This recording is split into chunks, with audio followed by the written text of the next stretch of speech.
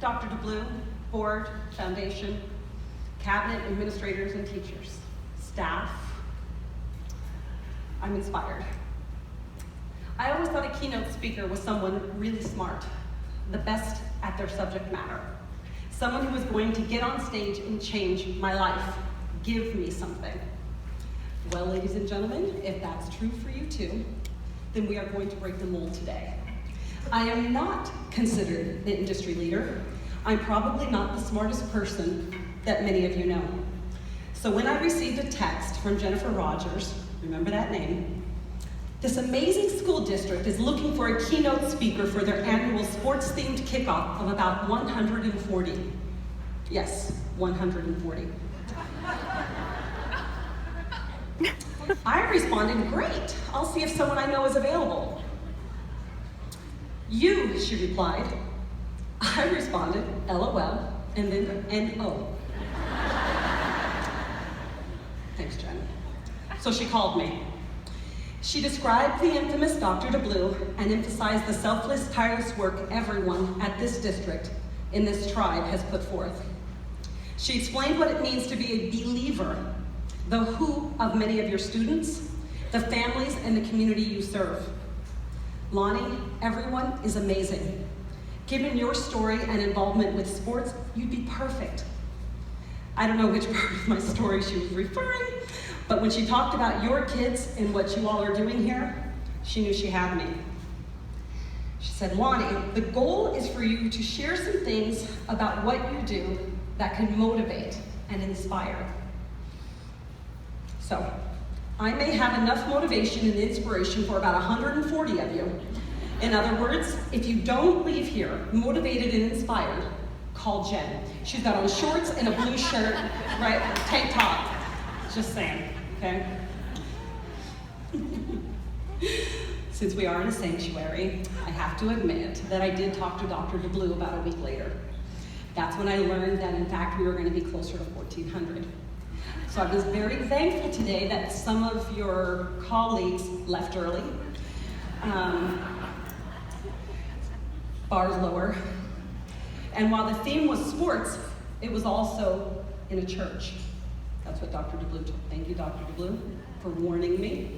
Because not only will 1,200 of you miss out on motivation and inspiration, there will be no locker room talk, and on any given day, on top of everything else, when on my lonely days, I guess, 1/3 of my vocabulary is at times cursing.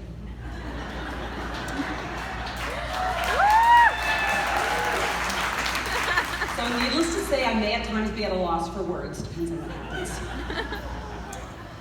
I've been nervous. Some might call it panicked. My family would call it first insert of loss for words.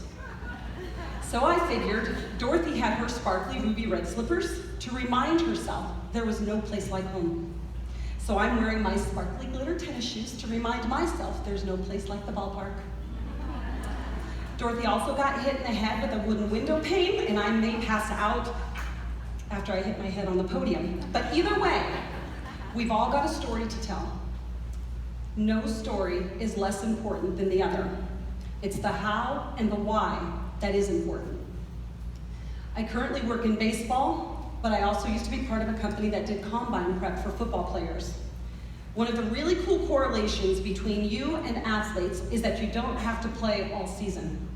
You get time to rest, recover, enjoy your family, recharge. Some more time than others, but we have that time. There is no obligation to report to the game. The point is that whether you're a teacher or an athlete, you have to take full advantage of your time, or a student. Take full advantage of your time. Whether you run plays on a field or make plays in a classroom, you deserve to do as you wish with your time. You've earned it, right? Yes. The point is that whether you're see, I'm already screwing up. Keep in mind, it is the why that determines what we do with that time. Make sense? I don't know anyone that wants to be mediocre. With everything you all have accomplished thus far, I can't imagine that any of you want to be mediocre. Anybody? Hope not. I'd point them out to you later. So since we don't want to be mediocre, and we would like to be better than average, what we do when no one is looking is what makes us great or not. I don't know any greats on any playing field that only worked at their craft during the season. With what Pendergast is accomplishing collectively, clearly the same applies to many of you. You should also know that the athletes that work to be great, the majority are not motivated by money, as some people would have you believe. As school district employees, that's an extremely unlikely motivator for you as well. Athletes, like many of us, are most commonly motivated by their why. Whether it's to be recognized and acknowledged as great, or just to be better than someone else. Whether it's the drive of family or friends, or just an innate work ethic, that inner voice that says anything less is not good enough. But in addition to that why, someone along the way taught them how. Someone along the way likely told them they could.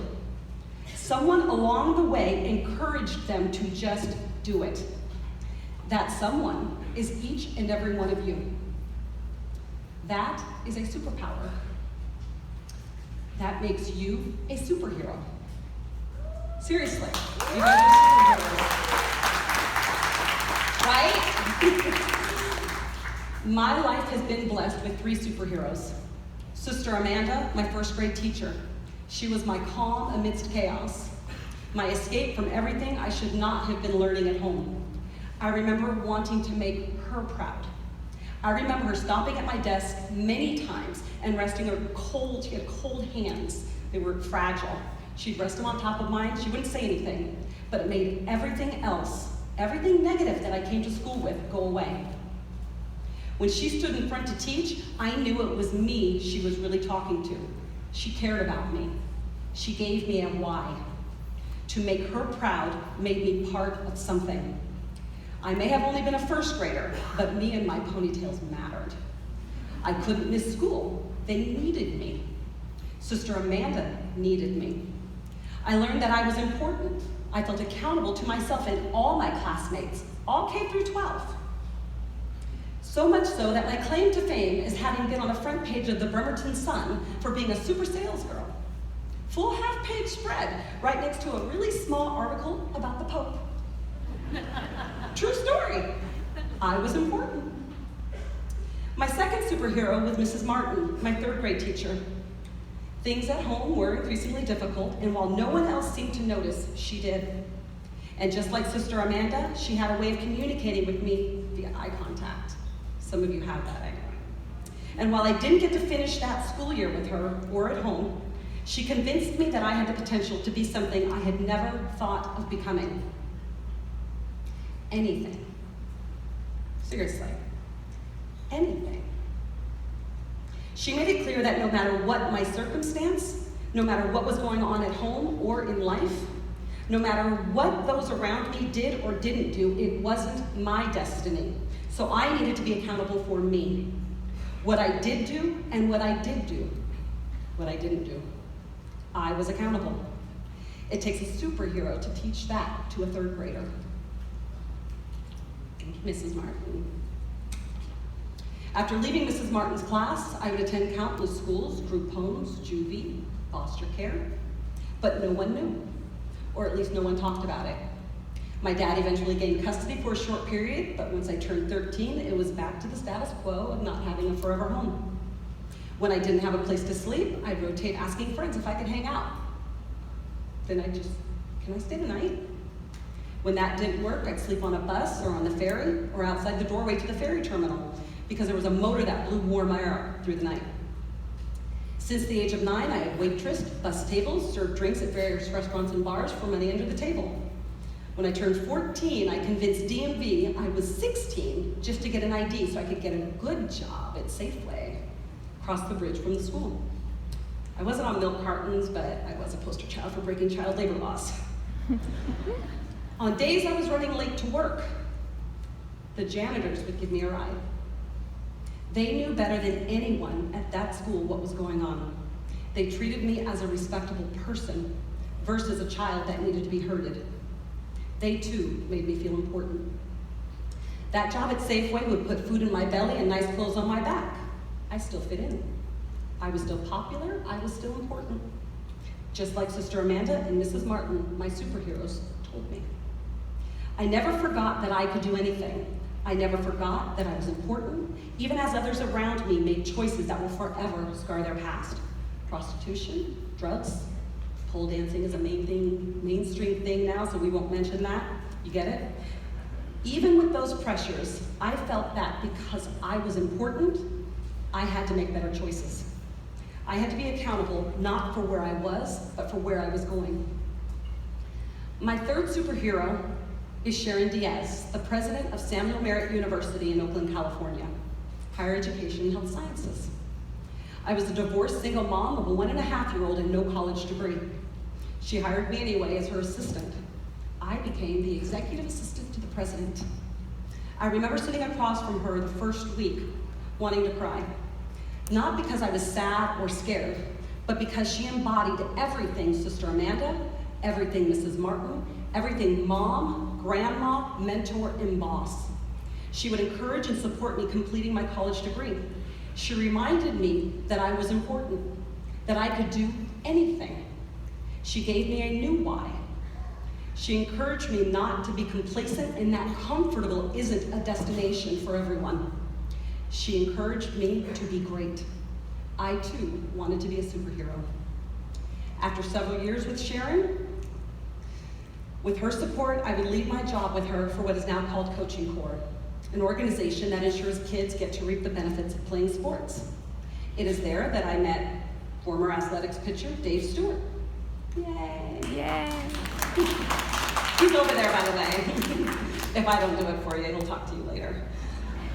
He was starting a sports agency, so since I was an aspiring superhero that could do anything and a new college degree, clearly it was a match.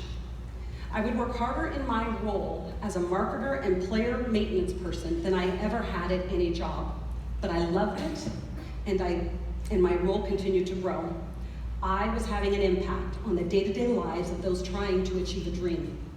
I then became something, or as Mrs. Martin would put it, I became anything. I became an agent.